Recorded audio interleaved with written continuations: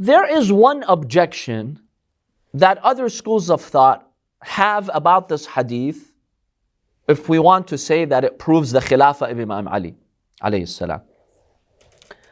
In some of the versions of this hadith, when the Prophet says Khalifati, that Ali is my Khalifa after me, he says Khalifati fi ahli, my Khalifa and my ahl, my family.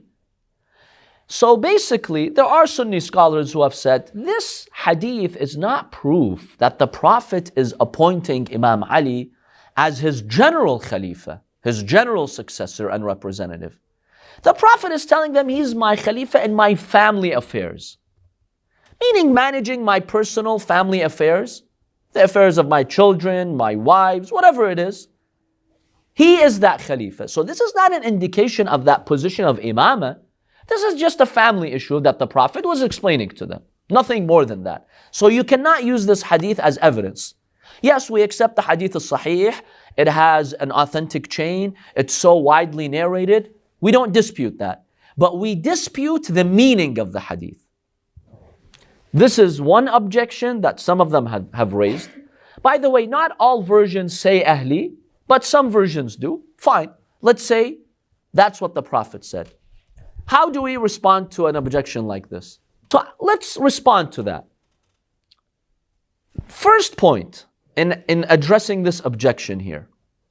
The day when the Prophet said this in Mecca, when you say ahli, your first circle of family is your immediate family, and you start with your children, right? On that day, who were the children of the Prophet? On the day when this happened, did the Prophet have any children? He didn't have any children that time. He had some before he was sent as a messenger. They died. Lady Fatima alayhi salam was not born yet. Who were his children? If the Prophet says by ahl, who's he referring to over here? His children? He doesn't have children. His wife, Khadija? Yes, he was married to his wife Khadija. But even in Arabic, ahl is usually used to refer to blood relatives, right? Like your children and your brothers, not, to a wife. Even let's say he was referring to his wife. The Prophet is gathering 40 of his most important relatives, the leaders of Bani Hashim. And he's declaring Islam.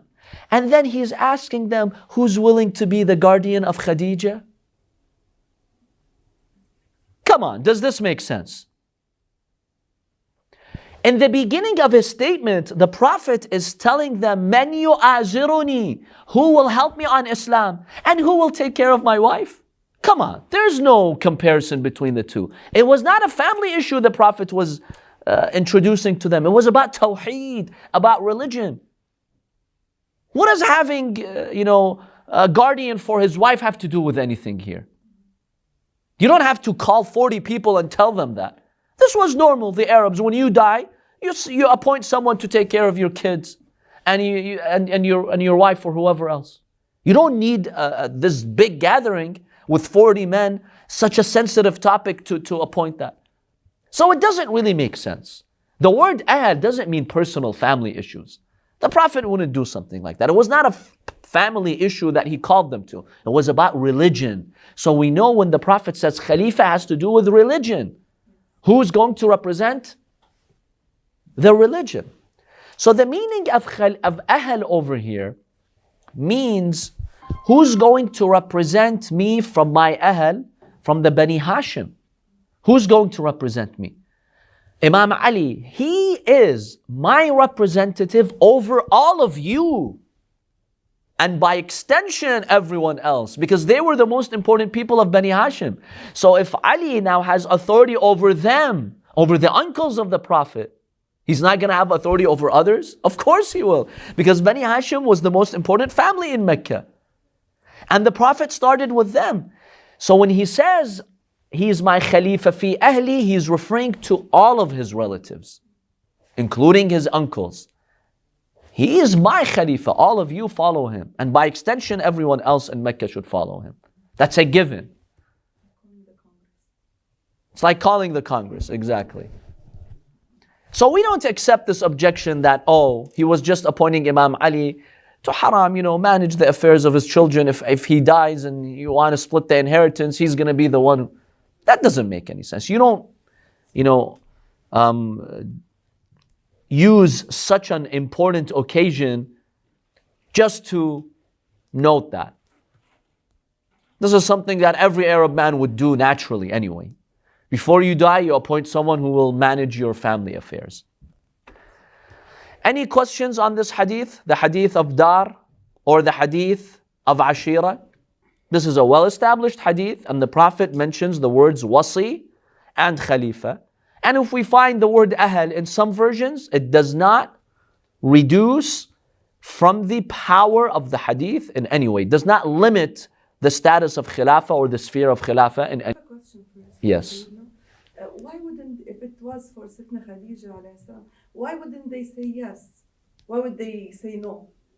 All these, Exactly, that's a very valid point. If Imam Ali alayhi salam was asking one of them to be the Khalifa, meaning take care of my family, why would they say no? She had money. In fact, the Arabs, you don't need to ask them to take